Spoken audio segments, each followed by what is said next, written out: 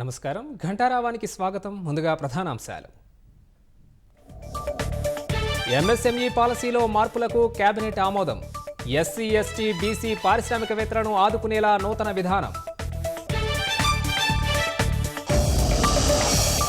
శాఖల పరంగా మంత్రుల పనితీరు మెరుగుపడాలన్న సీఎం. అందరూ గేరు మార్చాలని చంద్రబాబు దిశానిర్దేశం.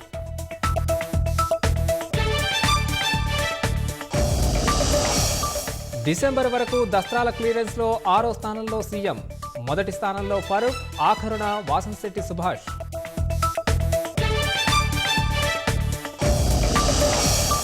పదేళ్లుగా సుపరిపాలన అందిస్తున్నామన్న ప్రధాని. సబ్కా సాథ్ సబ్కా వికాస్ నినాదంతో ముందుకెళ్తున్నట్లు వెల్లడి.